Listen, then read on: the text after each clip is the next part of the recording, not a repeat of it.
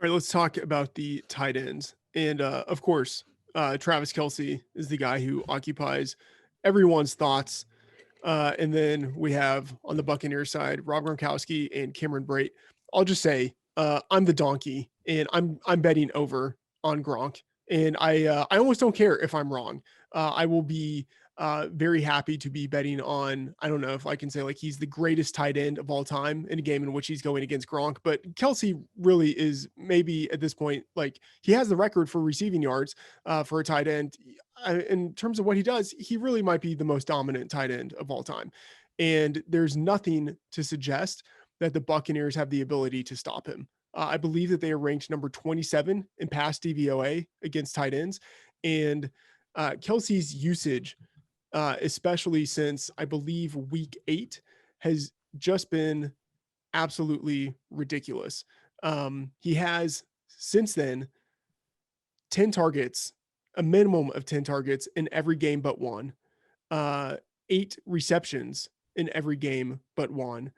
And he's like 100-yard factory where just it feels like almost every week he's just hitting that threshold, if not hitting it, coming pretty close. So I'm going over Kelsey, 7.5 receptions, over 94.5 yards receiving.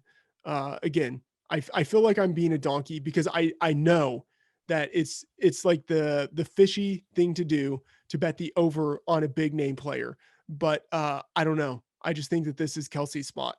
Sean, where are you? Well, I will tell you one thing. Don't bet on the Kelsey under because everybody will have to remind you how good Travis Kelsey is. I know how good he is. So I'm not betting the over or under on any of his receiving props. What I'm going to do instead is bet on his ceiling and bet on him to win MVP at 15-1. I think that's what I'm going to do. So I get to that later, but I'm with you. Like there's no reason to bet against Kelsey at this point. The books are going to juice these odds up even more come kickoff time. I bet they're just getting hammered on the over, and I'm not going to help them out by betting the under. So, like I said, I'll mention it in the MVP section, but I'm going to bet on his ceiling here. Okay, Raybon, where are you on Kelsey? Yeah, I don't think there's quite as much value on straight up, betting the over, but I definitely wouldn't bet the under. I think, the thing is with Tyreek Hill is we saw last week, he can put up, yards and even, the biggest chunks of anyone in this game. And so that could kind of impact Kelsey a little bit more than the other way around, where I think if I had a better over on Kelsey, I would probably lean toward the receptions, just to kind of be safe. Cause again, I think, they're just going to concentrate the workload around these two players. And when you look at Mahomes is, we talked about it earlier, but his completion prop is way up. I mean, this is a spot where you think that the Chiefs are going to have some volume. So I can't fault anyone. I'm going over with Kelsey, but I don't think there's a ton of value there. I would not go under. And as far as the Bucks guys,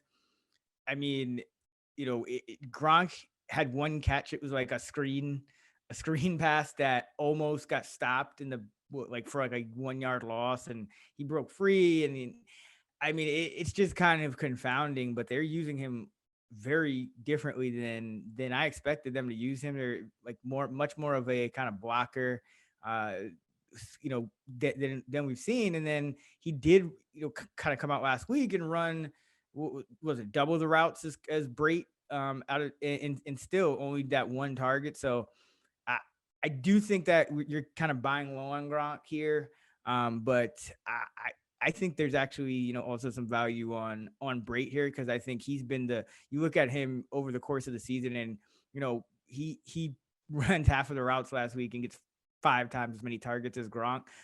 We know Arians has always been kind of weird with tight ends, and he seems to have settled on Brate. And even when Gronk's out there, Brady's not throwing it to him. So, it's just kind of a situation where I I know some of the numbers and the projections in the season long numbers might, give you leans in a certain direction, but I say, like, if I'm betting overs, and I know a lot of people will, I'm just going with the stars, and just going with the chalk in this one, because it's a chalk Super Bowl. I mean, if you said Brady and Mahomes would be in the Super Bowl at the beginning of the year, you'd be like, oh yeah, sure, exactly. So I think it's that kind of game. So chalk for me. Sean, a couple of things. One, Travis Kelsey had 15 targets last week. Not sure if you know, but he's good. Two, Oh, really? Is Gronk good? number That's the two. question. What are your thoughts on these Buccaneers guys? So I'm gonna pass on the Gronk prop. I actually need him to do good for the one I'm actually gonna bet, but I'm gonna go with the Cameron Brate under 3.5 receptions. It's around -1.5. Most books, and Brate's a guy I've been writing since about week 11, I think it was, when he started to outpace Gronk in reps run. That's when I started betting his over. So I feel like I'm playing with house money at this point. But last week, Raybon mentioned it started to shift way back into Gronk's favor. He ran around 62% of the time versus Brate 32%. And now Brate was still able to see 5 targets. I think he hauled in 4 passes. But I think I'm buying into what Raybon was saying, where this is going to be a Mike Evans bounce back game. He saw Marshawn Lattimore in the wild card round, then Jair Alexander last game. So this week against Breland, I think he does bounce back. So I think some of those great targets are going to go Evans' way, and then Antonio Brown returning will hit Brate's target rate. So I think Brate's going to end with 3 catches, if I'm being honest. But I think getting that extra hook in a market like this is so valuable. I just don't see a game plan where they give him 4 more catches. So I think I'm going to bet on him. And in turn, I'm kind of rooting for Gronk to have a good game, but I'm not willing to bet Gronk's over. But I'll be on breaks under here.